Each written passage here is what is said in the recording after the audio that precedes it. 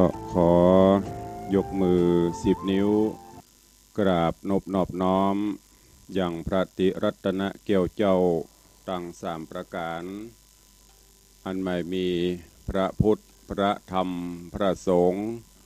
อันเป็นสรณะที่เปิ่งตีเคารพนับถืออันสูงสุดในชีวิตกราบคารวะแตบไตไวยสาปุญญาปารมีธรรมพระมหาเถรานุเถระเจ้าคณะพระสังฆาธิการภิกขุสงฆ์สามเณรจุตนจุองค์โดยความเคารพเจริญสุขเจริญปรญาติโยมศรัทธาสาธุชนพุทธบริษัททุกท่านก็ขอน้อมต้อนรับทุกท่านเข้าสู่รายการมรดกธรรมกำเมืองต่างสถานีวิทยุกระจายเสียงพระพุทธศาสนาแห่งชาติและสังคมคลื่นเพื่อการศึกษาพระพุทธศาสนาและวัฒนธรรมส่งสัญญาณกระจายเสียงจากสถานีวิทยุวัดฝ่ายหินตำบลสุเทพอำเภอเมืองจังหวัดเชียงใหม่ยิงสัญญาณไปยังสถานีวิทยุวัดหนองกายตำบลสันปะยางอำเภอแม่แตงจังหวัดเชียงใหม่สถานีวิทยุบริการสาธารณะวิทยุ CM77 วิทยุอินเทอร์เน็ตล้านนาสถานีวิทยุพระพุทธศาสนาจังหวัดเชียงรายสถานีวิทยุคลื่นพระพุทธศาสนาและจริยธรรม FM 96 เมกะเฮิรตซ์ตลอดจนวิทยุชุมชนเสียงตามสายหอกระจายข่าวตามวัดวาอารามตามหมู่บ้านต่างๆพร้อมกันนี้ถวายการต้อนรับและเจริญพรญาติโยมที่ได้ครูบาอาจารย์ญาติโยมที่ได้เข้ามาติดตามรับชมรับฟังกันต่าง Facebook ไลฟ์ต่างเว็บไซต์ของสถานีมรดกธรรมต่างวัดวังสิงห์คำและ104ธรรมะใครเครียดตลอดจนของญาติธรรมที่ได้เข้ามาแล้วกดแชร์กดไลค์สู่กลุ่มเพื่อนๆตอนนี้เจริญพรต้อนรับโยมวาลีอินทกูลคุณโยมทองคำทิวงคำกำลังเข้ามาชมมาฟังในต่าง Facebook เฟซไลฟ์แล้วก็มีครูบาอาจารย์หลายรูปหลายองค์ก็เข้ามาวันนี้เป็นวันพระเป็นวันศีลเนอะหลายวัดหลายวาก็คงจะเปิดเสียงภายในวัดคือญาติโยมศรัทธาได้สดับรับฟังกันตัวเองเพราะว่าวันนี้วันพระวันศีลเดือน10แฮม8 ค่ำ10แรกก็ตื่นเจ้ากันมาไหว้พระนบธรรมไปวัดไปวากันเจริญพรโยมปีอัญชลีคำกิตติ ก็กำลังเข้ามารับชมอยู่สาธุ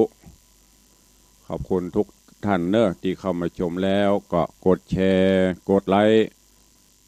สู่กลุ่มเพื่อนๆด้วยเนอะยามเจ้าจะได้ฟังน้ำฟังธรรมกันอย่างทั่วถึงก็เป็นประจำทุกวันพระวันศีล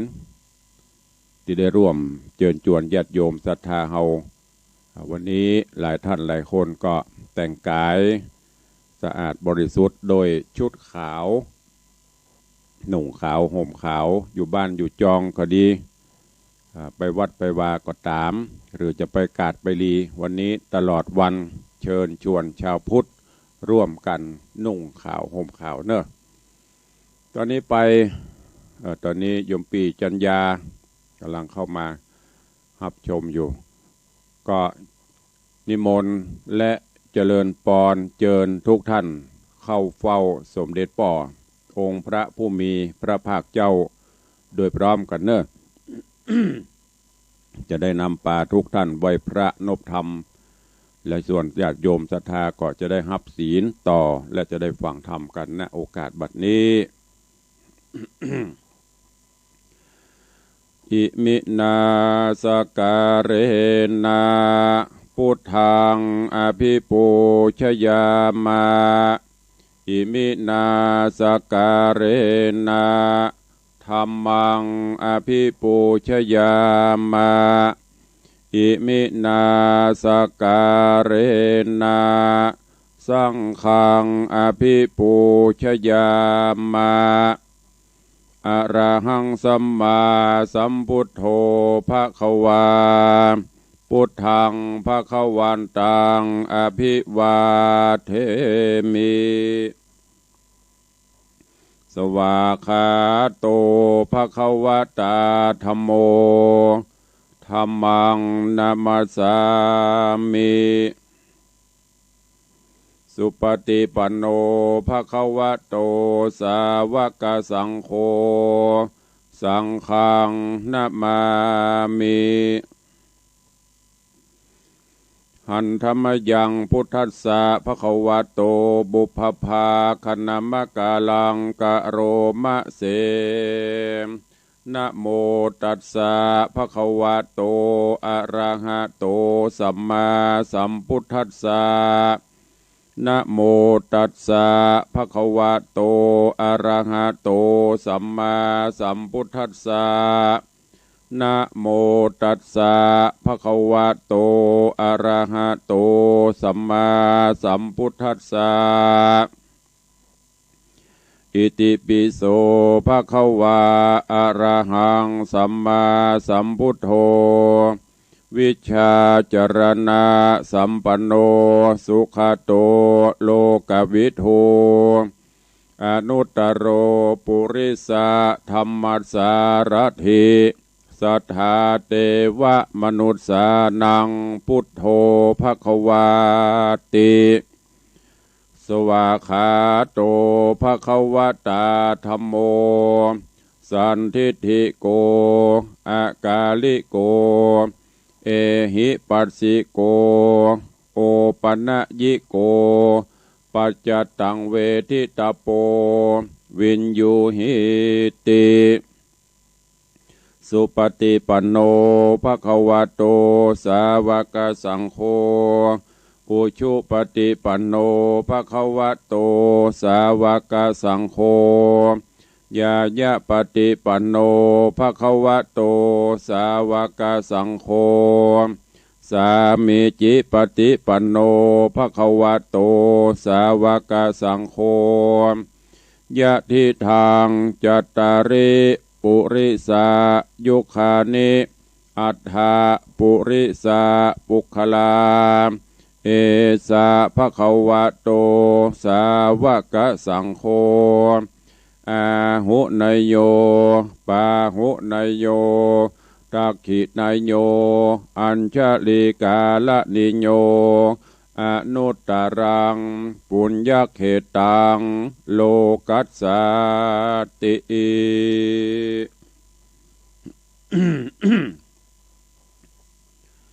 ได้เข้าเฝ้าองค์พระผู้มีพระภาคเจ้าไหวพระนพธรรมแล้วต่อนนี้ไปพุทธศาสนิกชนทุกท่านกลั่นจิตให้ใส่กลั่นใจให้สะอาดตั้งจิตตั้งใจสมทานฮับศีลเนอนะโมตัสสะภะคะวะโตอะระหะโตสัมมาสัมพุทธัสสะนะโมตัสสะภะคะวะโตอะระหะโตสัมมาสัมพุทธัสสะนะโมตัสสะภะคะวะโตอะระหะโตสัมมาสัมพุทธัสสะพุทธังสรณังคัจฉามิธัมมังสรณังคัจฉามิสังฆังสรณังคัจฉามิตุติยัมปิพุทธังสรณังคัจฉามิตุติยัมปิธัมมังสรณังคัจฉามิตุติยัมปิสังฆังสรณังคัจฉามิตติยัมปิพุทธังสรณังคัจฉามิตติยัมปิ ธัมมังสรณังคัจฉามิตติยัมปิสังฆังสรณังคัจฉามิปานาติปาตาเวระมณีสิกขาปะตังสมาติยามิอะตินนาตานาเวระมณี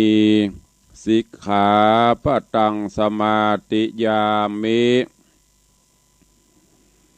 กาเมสุมิจฉาจาราเวระมณีสิกขาปะตังสมาติยามิมุสาวาตาเวระมณีสิกขาปะตังสมาติยามิสุราเมรยะมัชฌะปมาทัฏฐานาเวระมณีสิกขาปะตังสมาติยามิอิมานิปัญจสิกขาปตานิสีเลนะสุขติงยันติสีเลนะโภคสัมปทาสีเลนะนิพุติงยันติตัสสมาสีลังวิโสตเยได้ไหว้พระนพธรรมได้สมทานศีลเป็นที่เรียบร้อยวันนี้วันพระวันศีลถวายการต้อนรับท่านเจ้าตุปีจักรพันธ์เพราะว่ามาช้าดีกว่าไม่มาวันนี้วันพระวันศีลเนาะเข้าใจอาจจะเพื่อมากกระตื่นกับเจ้าล่ะต้องตระเตรียมบนโบสถ์บนวิหารญาติโยมศรัทธาเจริญพรโยมชมจันทร์ซอนคำโยมปีจงรักกำลังเข้ามาชมวันนี้วันศีลได้นำปาทุกท่านไหว้พระนพธรรมกันจบลงไปแล้วก็หับศีลในส่วนของญาติโยมศรัทธาเขาก็ทวนศีลโดยการหับศีลหับธรรมไปประพฤติปฏิบัติจากนี้ไปก็จะได้ฟังน้ำฟังธรรมบางท่านก็จะอาจจะไปวัดไปวาวันนี้ก็ไปกันเถอะทุกวัดทุกวาสถานการณ์ต่างเชียงใหม่ก็ดีเชียงไฮ้เขาก็ดีหรือตั้งเหนือเขานี้เริ่มจะคลี่คลายลงแต่ต่างกรุงเทพเริ่มระบาดหนักโดยโรคโควิดเขาพอตะวากันเนาะเปิ่นสั่งการฮือเว้นระยะห่างเปิ่นสั่งการสัปปะสัปปันแต่เขาพอตะวาท่านนายกตั้งผู้มีอำนาจเปิ่นไปเปิดอย่างก็ภูเก็ตอีกปฐทโมสังโฆเต็มเบียดเสียดยัดเยียดกันเปิ้นยังเป็นอย่างเนาะมาวัดต้องกลัวตุเจ้าพระเนรเปิ้นตื่นดูแลพอยันตุปีจักรพันธ์เพราะไม่ได้กระตัดแง่พ่องตัดแง่ตัดโกงเพียววัดเพียววาหลายวัดหลายวาพ่นยาตั้งแต่ห้องน้ำห้องสุขาตามห้าวตามยันตุเจ้าพระเนรเปิ้นดูแลดีเพราะนั้นก็หมดห่วงหรือมันก็อย่างน้อยวัดวาอารามนี่ก็ปลอดภัยไปบุญ70-80-90%บุญดีกว่าเขาไปในคลับในบาร์ในบ่อนในอย่างพูดมาวัดนี้ปลอดภัยเพราะนั้นวันนี้วันพระวันศีลแถมบักกี้วันพระก็จะเข้าวสาละเดือน10หลังวันที่ถ้าจำบ่ผิดก็25เดือนหน้านี่เดือนเนี้ย25เดือนเนี้ยจะได้เข้าภาษากันแล้วก็เตรียมตัวเตรียมกายเตรียมใจกันพี่เหมยชูศรีบัวใสกำลังเข้ามาชมไหว้สาเจ้าตำพระครูสาธุสาธุสาธุสาพระมีสาปุญานกับมีมีกสาธุไม่มีอะไรที่แน่นอนแม้จิตใจถูกต้องตุปีสาธุลูกเจ้าอะละวันนี้เตรียมเก็บห่อหนึ่งวันนี้วันศีลมีหมีหัวพอวันนี้ตะกี้กำลังมากี่คนเนี่ยวัดวังสินคำเนี่ย มาพ่องปิกพ่องวันนี้วันพระวันศีลหลายวัดหลายวาก็จะได้เพื่อนำเพื่อทำญาติโยมศรัทธากันเอาแล้วเนาะเวลาล่วงเลยมาตอนนี้6:21:22ก็ฮือธรรมะกับญาติโยมกันก่อนเนาะฟังน้ำฟังธรรมกันเฮียก่อนแล้วก็เดี๋ยวสัก4-5 นาทีใต้รายการก็ก่อยปบปะอุจาประสานนาใหม่ดังตีได้ปฏิบัติกันมาเนาะ วันนี้ก็ฟังกันต่อในเรื่องของมณีจันตะกุมารไข่แสงลำดับมาถึงผูกท่วนที่12ตอนที่2ข้างแหมผูกสุดท้ายผูกที่13ก็แหมสัก2-3เจ้าก็คงจะจบอวสานลงตอนนี้ไปก็นิมนต์และเจิญญาติโยมศรัทธาเนอะตลอดจนศรัทธาที่อยู่วัดอยู่วาหลายวัดหลายวาวันนี้เปิ้นคงจะเปิดเสียงภายในวัดในวิหารคือญาติโยมศรัทธาที่มาก่อนที่จะได้ตุเจ้าพระเนรจะขึ้นวิหารปันศีลปันปอนก็จะได้ฟังน้ำฟังธรรมกันไปตัวเหมือนอย่างกลางภาษาใส่ขันดอกขันดวงเสร็จเรียบร้อยก็หาจอกหามุมนั่งสมาธิไปตัวฟังน้ำฟังธรรมไปตัวเพื่อตุลุงเตจจบก็จับพอดีตุเจ้าเพิ่นจะขึ้นไปบนวิหารปันศีลปันปอนหลายวัดวันนี้โดยเฉพาะที่วัดลอยเคราะห์หลวงพ่อพระครูสุวิมลธรรมลักษณ์ว่าเปิดกูเจ้า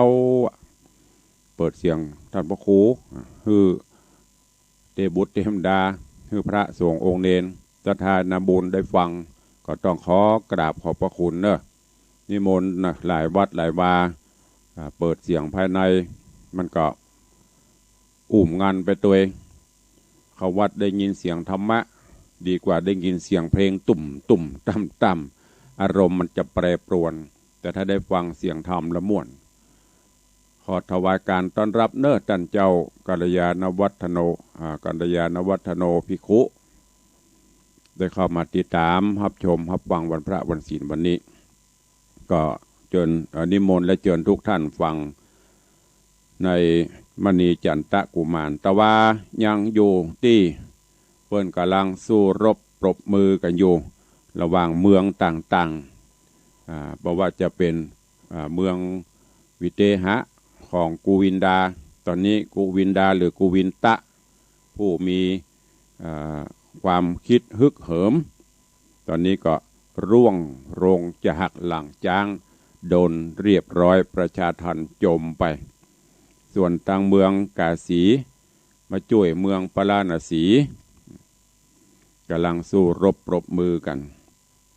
แล้วก็ต่างเวสสุวรรณก็ไปบอกให้ปุ่นต่างลูกของมณีจันทร์ตีโปรมปันไปอยู่เมืองยักษ์เปิดเอาไปเลี้ยงดูพ่อกอยตอนนี้ก็จะได้เข้ามาช่วยกันรุมกันละครับนี่ฝ่ายภายนักฝ่ายกุศลนักกาอกุศลนักกานี่ก็จะได้สู้รบกันเจริญปอนเนอะพี่ไอยุทธนาจ้างซอแล้วก็โยมปีเครือวันดวงปันสิงกำลังเข้ามาขอตอนรับทุกท่านตัวฟังน้ำฟังธรรมกันก่อนเนาะเวลาล่วงเลยไป20 กว่านาทีแล้วตั้งจิตตั้งใจเนอะหรือมีการมีงานใดก็ทำไปตัวเปิดวิทยุฟังใจเข้าไปตัวฟังไปตัวทุกอิริยาบถแต่ถ้าบัดนี้การได้ก็นั่งฟังเนอะไผ่ที่เตรียมเขาตอกดอกไม้ไว้บ้านไว้จองก็จุจิปุจมปุจาเฝ้าแต่เนอะตามเตียนตามรูปก็จะไปปล่อยปะละเลยจะไปประมาทหาภาชนะอันอย่างมาห้องป้องกันไว้ก่อนจะว่าโอ้ไหวพระเจ้าแต่ไฟมาจิไม่อยู่นะจะไปโทษพระเจ้าให้มะเราต้องป้องกันจุดได้แต่ป้องกันให้ดีโดยเฉพาะถ้าปูจาเตียนก็เอาถาดใส่น้ำเสร็จเรียบร้อยแล้วก็หาบดินกีมาวางทับจุดอันนั้นละปลอดภัยแต่ถ้าไปจุดแล้ววางต่ำแป้นต่ำเสื่อน้ำมันนะอันตรายเนอะเตือนไว้ก่อนเตือนก่อนภัยจะเกิดเจริญปอนทุปีเบลเนอะท่านสนธยาตั้งเจียงดาวถ้าจะหนาวเหน็บ ฟังธรรมเนาะไปก็จะยาวไปติกๆนะโอกาสบัดนี้ นะโมตัสสะภะคะวะโตอะระหะโตสัมมาสัมพุทธัสสะสาธุโวฟังลาโสตุจนะสัพพุริสะตังหลายดังยิงและใจหนุ่มเท่าที่ได้ปากันเราที่ตามทาดาฟังยังรัสธรรมเทศนา มณีจันตะกุมารไข่แสงลำดับแรงมาถึงผูกทวนตี12 ตอน 2เด้อเจ้าขอเจิญ ศรัทธาตั้งหลายหนุ่มเทาจูงตั้งจิตใจเราทำทาดาฟังต่อไปนานี้แหละนา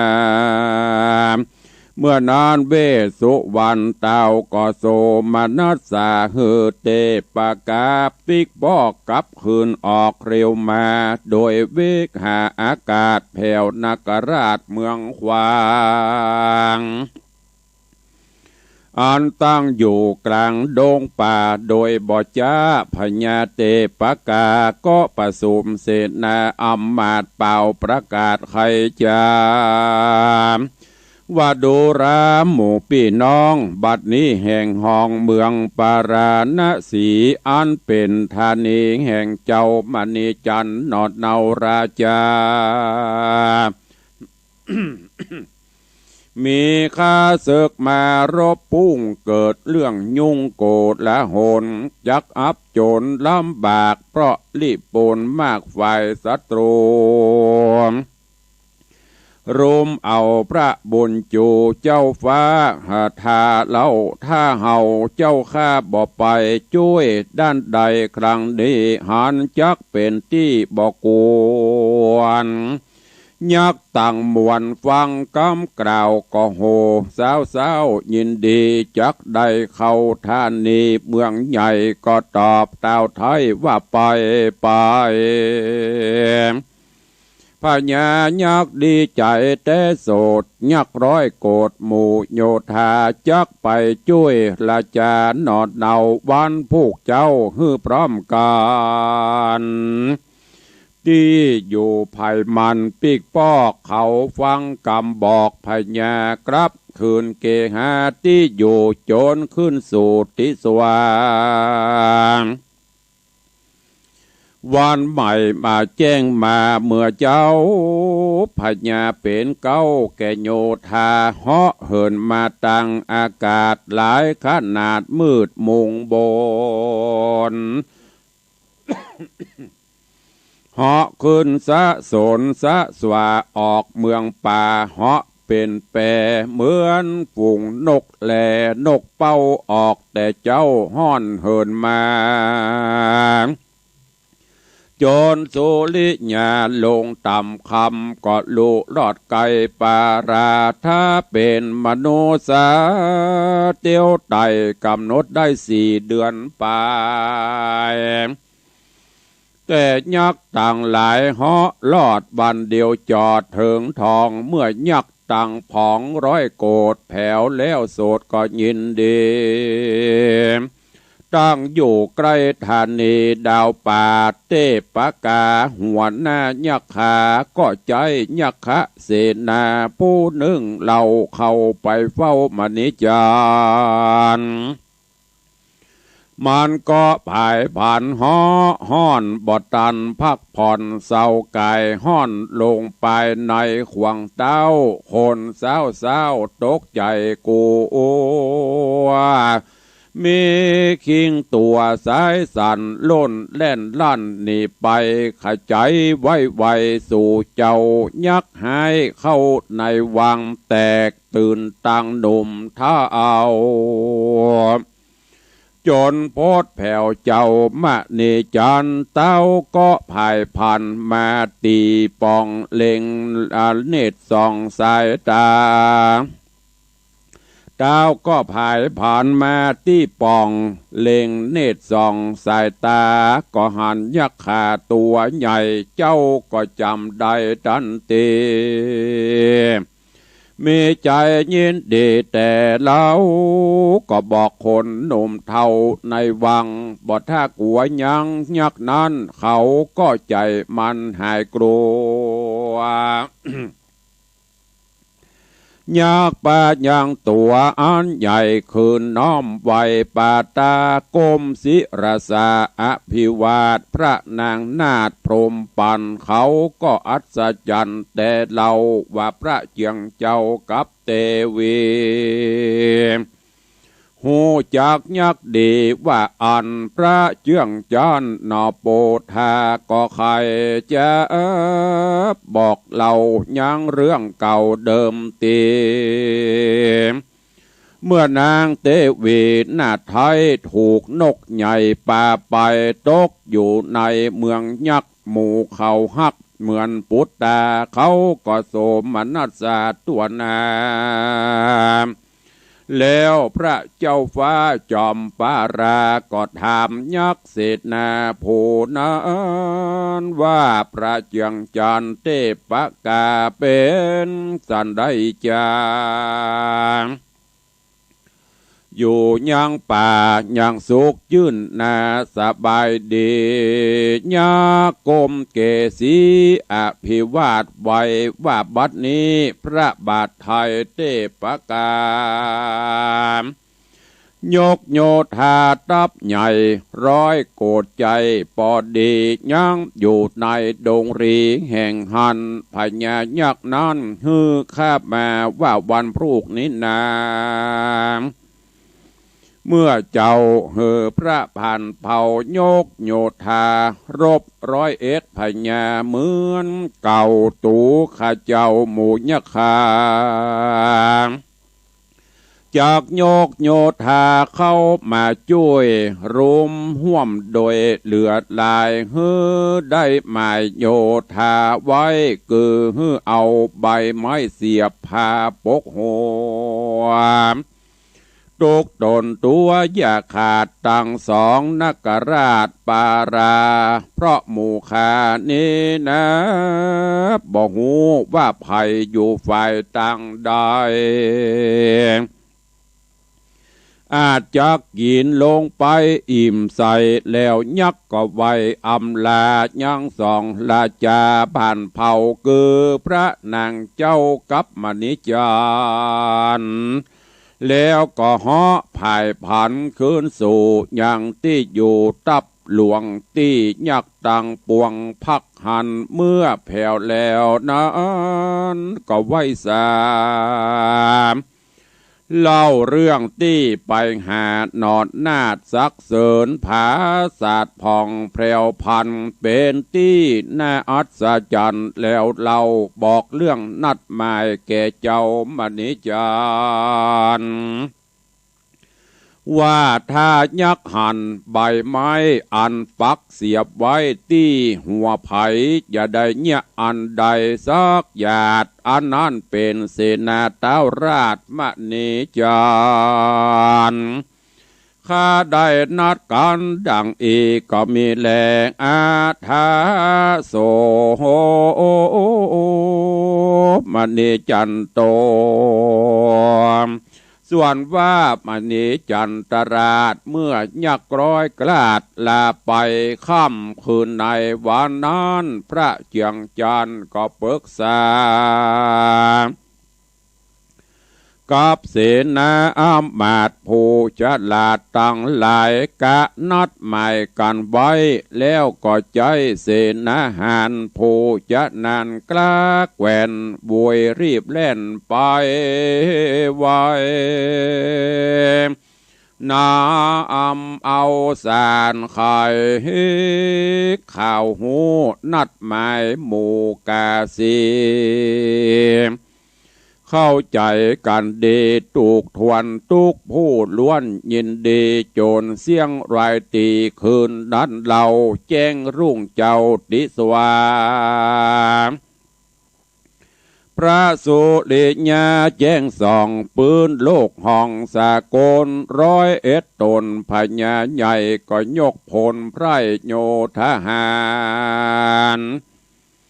เข้าร้อนรานต่อสู้กับโดยหมู่โยธาแห่งมณีจันตะนอนหน้าต่างก็ยกเข้าฟาดฟันแตงเลือดไหลแดงแถวทางไหลละหลังนองดินเป็นที่ยินกลัวยิ่งแต่หมายมุ่งแป้แก่กันเหมือนดังตังวันบันคามอนมวยหน้าตายกองไฟยักตังพองนั้นเล่ามีเตปะกาเป็นเก้านำปนเขาก็เนลมิตตนดำกำมีสูงโล้นที่เปียงปลายตาลมีตามานดานเมินมาปานไฟว่าปลายเฮนายแดงเหลือจะปนแป้งมีขาแข้งเป็นคนตามตัวตนก็งอกเขียาวเป็นศอกหึกหนาเขี้ยวงอกออกมาจากปากใหญ่แต่มากเต้าพังเจ้ากำค้อนเบาเล็กใหญ่ปากันเล่นไล่ออกมาหลายนักหนา100 โกดวิ่งเล่นโลดเข้าหาหมู่โยธาแห่งเต้า101 ดาวปารามยับคนมายัดปากเจียวกินมากตามใจเลือดแดงไหลจับหนวดกำค้อนหวดคนตายกระจัดกระจายกองไข่พ้องก็ยับคนใดซึกยับคนใดสีกสองขาคนใดนะมีใบไม้หมายเสียบไว้เหนือหัว มันเหมือนกลัวบอกเขาไกลยักเล่นไล่กินโยธาผู้บอกมีอันใดนะหมายมันเอาค้อนใหญ่นั่นตีหัวข้าเสือกลัวล้นเล่นหมู่ปืนแม่นธนูไฟยิงเข้าไปสวาดตั้งสิทนาดหอกแลนแล้วดาบคมเข่าฟันฟาดก็บ่อาจจักทองยังโขนตั้งผ่องยักใดมีแต่คนตายกลิ้งไข่ตั้งมวลยักเกาะจวนกันกินอิ่มต้องเสียงโห่เสียงไห้เสียงห้องอึงตางป่าหันแผ่นดินจักปังดอยจักโยดยัก100 โกดไล่กินโคนเขาบ่อาจพาโจรสู่ใดยักเล่นไล่ยำยีตายเป็นผีกองควายเลือดนองใหญ่ไหลแดงกะแสเลือดแห้งไหลละลวาดปืดปัดเก็บกวาดซากผีตายลาบเลื่อนหายลงน้ำใหญ่โจรบ่อาจนับใดกันนาพ้องก็เร่งไกลกลานี้กว่าเขาโด่งป่าเขาคอนตายเมืองมอนตกหวยพาลิงจ้วยดอยจันตัวไผ่ตัวมันนี่พรากตายไปมากเหลือบ่ลายผู้เป็นนายหัวหน้าถูกยักฆ่าก่อนหลายตีเหลือตายก่อนเล่นออกหนีปีกบอกคืนเมืองละคำเหลืองเครื่องใจเหลือละใบกะกุดพันไผบอดตันเปลี่ยนล้นกลัวร่างกายบนเป็นขาโจรอาวุธต่างมวลเสื้อผ้าบดได้เอากว่ากับกายจางมาหลายอดเอาล้นเล่นเข้าดงพราย บ่มีตัวใดหยุดใดเหลือละบ่อยแต่ตัวตายคนตั้งหลายมาเป็นหมู่ปิกคืนสู่ป่าอาราตัวไผ่ตัวมันนาปอกเต้าหมูตายเน่าแขวนลายเขาชีพหายตายครั้งนี้ต้นเหตุอยู่ที่กุวินดาผู้เป็นปัญญาหัวหน้าใจกันกล้าดุดันเอาแต่ใจมันเป็นใหญ่บ่ฟังเหนือฟังใต้อันใด มีหัวใจอาฆาตหมายมุ่งมาใจปองไข่เป็นผู้ครองยังโลกต้องทุกโศกเถิงตายนึกว่ามีริปนลายมีอำนาจยักฟันฟาดอันใดก็ดาใดตามใจกู้อย่างเอาความชั่วล้างความดีกรรมโดกรรมหนตีก็เหมือนได้จุจอบเหือใจลงป้าตัวลงสู่ต่ำจงเหยียบย่ำความดีหันการราวีเข็นคาเป็นตังจันฟ้าปลายบนก็มิหันแลนาเนตตังขีญาสังวันนัดนาวิเศษจาห้องเหตุธรรมเทศนามณีจันตะกุมารไข่แสงผูกทวนที่12ตอนที่2ก็บังกมสมเรศเดช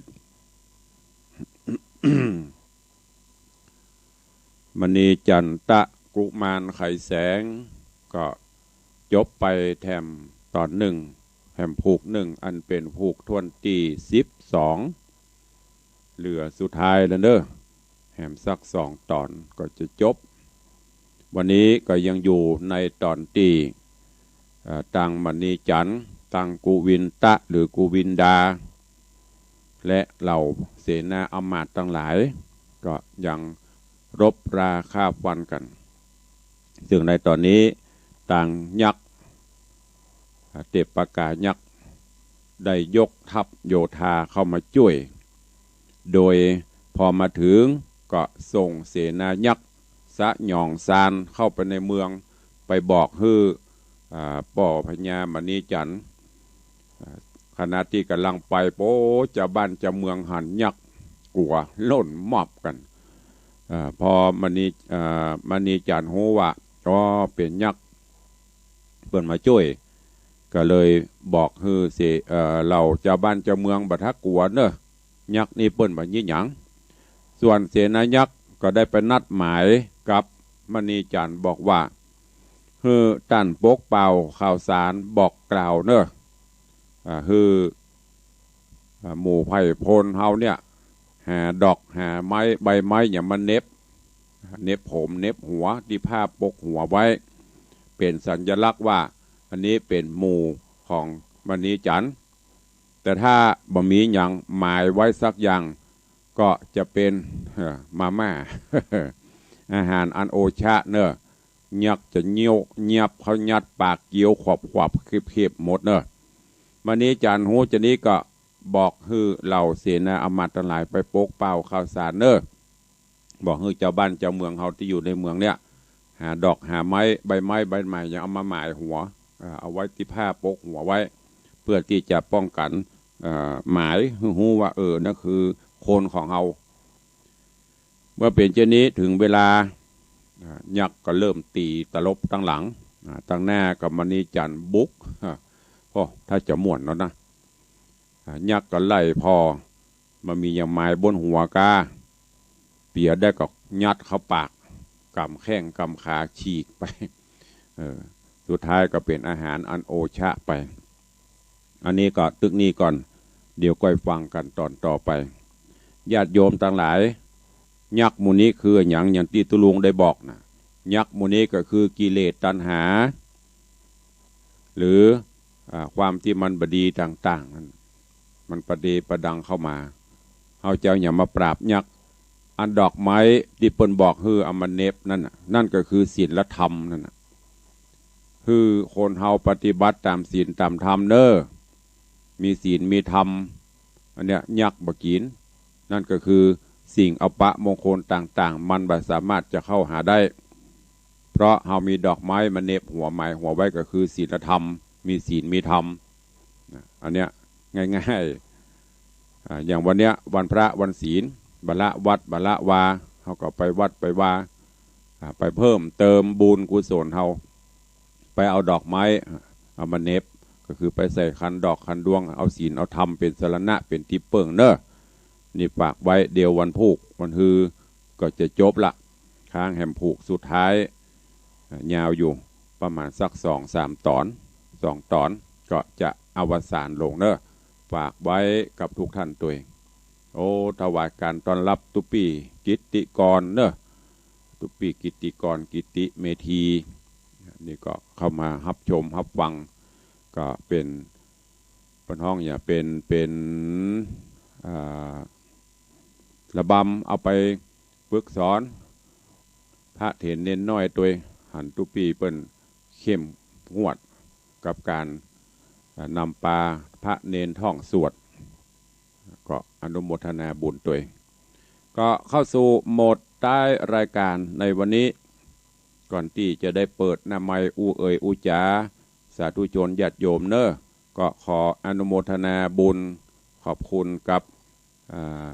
พอออกไม่ออกศรัทธาที่ได้ร่วมโมทนาบุญกับทางวัดวังสิงห์คำโดยการร่วมกันบริจาคจตุปัจจัยมาเป็นเจ้าภาพขอบคุณกับโยมแม่อัมพาทาอุโมงค์เนอะป่อประพันธ์แม่อัมพาทาอุโมงค์ละปูนร่วมโมทนาบุญซื้อทองสร้างยอดชัดเจดีย์500 บาท ป่อเท่าพงแม่เท่าบัวเงินบุญชัยแม่ริม1,000 บาทแม่เรือนมูลปิยะจันทร์บ้านดอยซิวแหม300 บาทอันนี้อันนี้ร่วมโมทนาต่อส่วนญาติโยมที่ไม่ได้ยินชื่อยินเสียงตุลุงประกาศไปเรื่อยๆเนอะเผื่อบางวันไม่ได้ฟังยันตวาไอ้แม่ก็โทรเข้ามาฝากพี่นานมาได้รับเรียบร้อยหมดนะได้รับเรียบร้อยตุลุงก็มาลงบัญชีเรียบร้อยหมดละก็เหลือ1 บาทสุดท้าย ที่จะได้ปิดบุญในการซื้อทองคำบริสุทธิ์ที่เราจะสร้างยอดชัดเจดีย์ของวัดวังสิงห์คำโดยทองคำบริสุทธิ์น้ำหนัก9 บาทพอเป็นมิติถวายก็เอาแล้วเนาะ9 บาทถ้าเป็นเงินก่อนหน้าเวลานี้ทองบาทละ 26,000 ปลายเกือบ 27,000ตีว่า27,000ก็เกือบจะ300,000ที่เขาจะได้ถวายไว้ในบวรพุทธศาสนาเนอะขอบคุณทุกท่านตอนนี้ยังเปิดรับบุญอยู่บาทสุดท้ายบาทที่9หน้าเจริญการกรุงรุ่งเรืองสำเร็จผลด้วยมังกละมงคลเลข9ใครจะร่วมบาทสุดท้ายก็เข้ามาได้เนอะหรือจะร่วมเป็นเจ้าภาพซื้อทองปิดซึ่งตอนนี้เราก็ปิดทองพระเจ้าตันใจแล้วก็ปิดทองพระธาตุเจ้าเจดีย์ปิดทองชัดใหม่หมดตอนนี้ช่างกำลังหุ้มตองจังโกบนยอดชัด บนพระธาตุเจ้าก็ขั้นตอนต่อไปจะคัดแต่งสีแล้วก็ปิดทอง100%จะได้เหลืองอลามเปล่งประกายถึงเมืองอินเมืองพรหมบุญเฮาเจ้าข้าทั้งหลายผู้มีส่วนร่วมก็จะได้โมทนาบุญด้วยกัน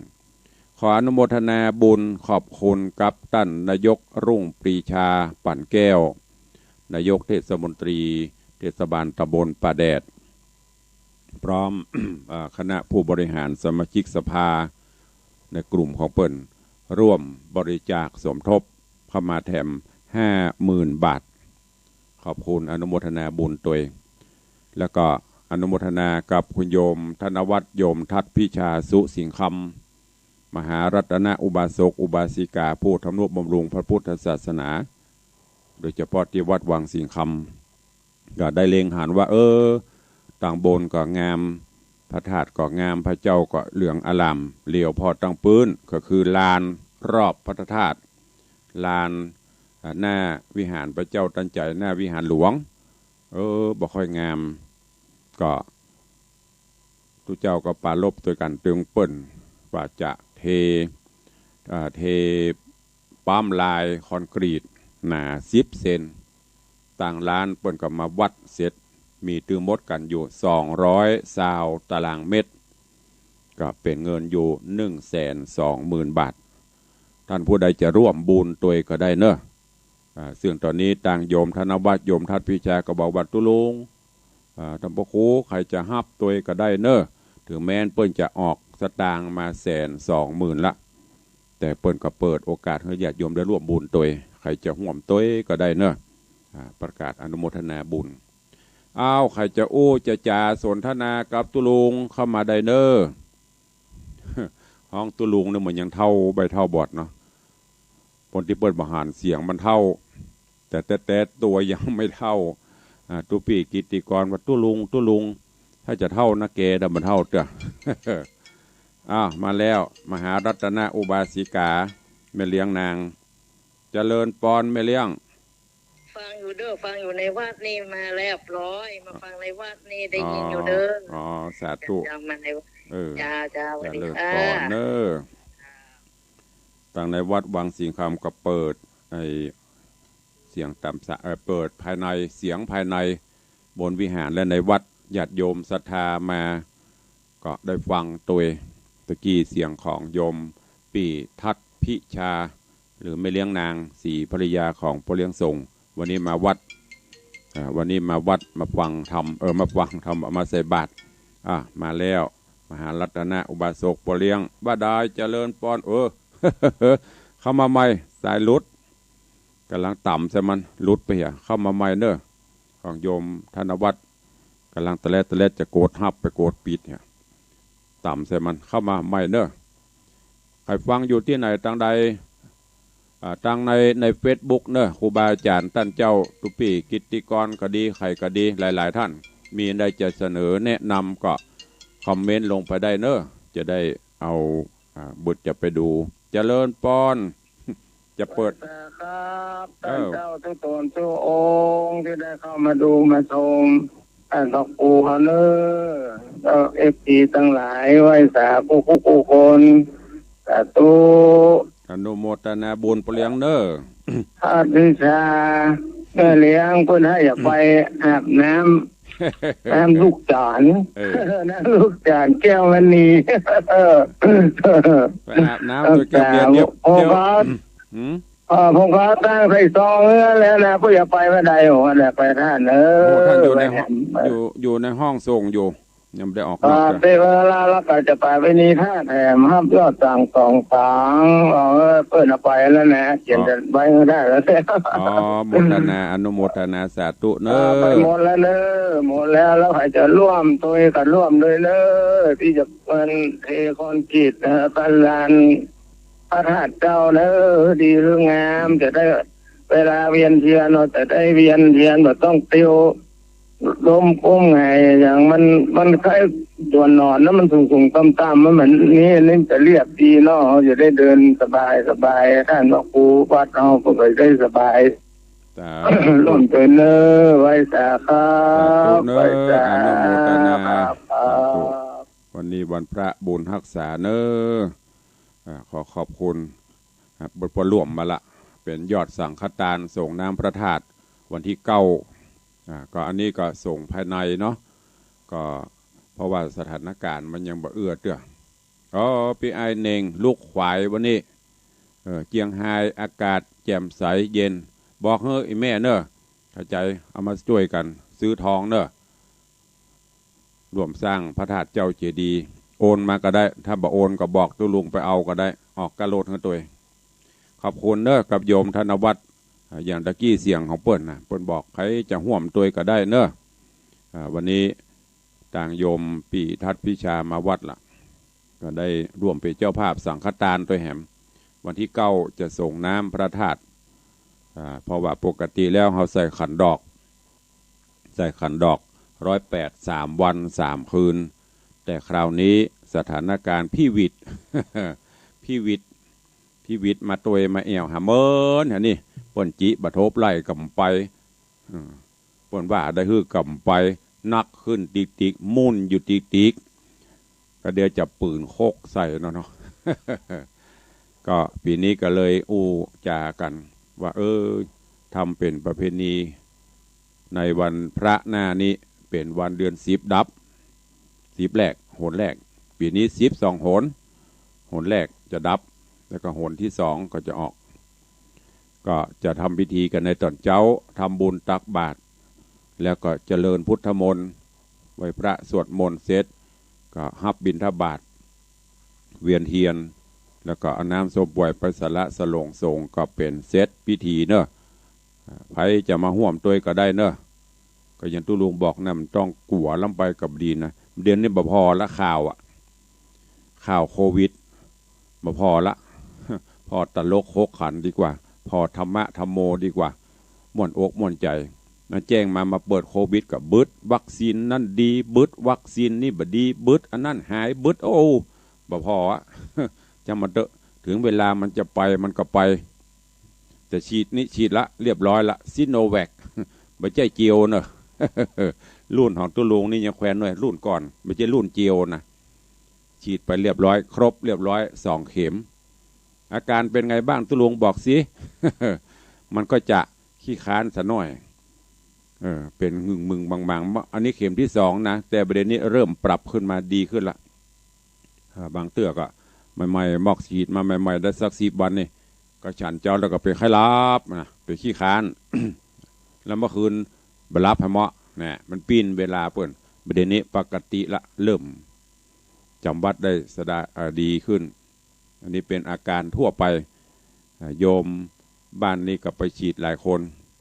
ก็มันเป็นอาการเริ่มแรกอาการผลข้างเคียงประเมินมันก็ดีละอย่างหมอเพิ่นว่านะฉีดไว้ก่อนมีอะไรฉีดไว้ก่อนเขาจะประมาท่าไอ้อย่างก็โมโดนาโมโดเน่โมโดเนอร์ไม่เป็นไหนโนหูผีเบาเกิดอันเดลต้าเกิดไอ้อย่างเนี้ยที่มันกำลังมาเนี่ยปะทอภายใน4 วินาที5 วินาทีติดกับไปเจอมันนะอันนี้เขามีภูมิป้องกันไว้ก่อนก็ดีละฟังคนนั้นกับฟังคนนี้ฟังนักกับดีเป็นผีบ้า เนาะไอ้เองเนาะฟังนักกับดีเป็นผีบ้าเอาเดี๋ยวเวลาแถม2 นาทีสุดท้ายใครจะจะตัวก็เข้ามาเด้อใครจะว่าอันใดเสริมอันใดเข้ามาก็เจริญปอนเชิญวันนี้ทางใน FC Facebook ก็หลายเข้ามาแถวเจียงไฮ้ลำปูนลำปางพะเยาถึงพระเจ้าพระสงฆ์ก็หลายรูปหลายองค์ขอกราบขอบพระคุณเนอะก็เป็นประจำกูเจ้า6 โมงป่ายซะหน่อยถึง7 โมงปะกับตุลุงในวังชื่อบดายตุลุงนะแต่พอในเฟซยังเท่าเตื้ออันตุลุงเตื้อเขาวันนั้นภายห้องเนี่ยแม่ปานีสมองตุอุ้ยปฐธโมสังโฆพ่อเหมือนอายุ95แล้วเอาแล้วเนาะไปกับม่วนไปเวลากับไปติ๊กจนหมดเวลาเรียบร้อย7 โมงขอนำรายการจากไปก่อนเนอะเพราะเวลาหน้าคอมนี่อาจจะบุยไปหรือว่าจะจ้ามหัวเนอะก็มันหมดเวลาแล้วนะมาตะเล่องอย่างเห็นมันไปได้แล้วหมดเวลาแล้วแอบตั้งแต่เจ้าบโทว่าหมดเวลามาตะเล่อยู่ ก็นำรายการจากครูบาอาจารย์ท่านเจ้าไปก่อนเนอะตลอดจนญาติโยมศรัทธาวันนี้ขอคุณแก้วเจ้า3 ประการปกห่มอยู่ดีมีสุขหิมากาคืนเนอะเดินต่างปัดใดก็ขอแกล้วกราดปลอดภัยเจริญไปด้วยจตุรพิธพรชัยอันมีอายุวันนะสุขะพละเหมือนกันจุตนจุองค์จุผู้จุคนอายุวันโนสุขังพลัง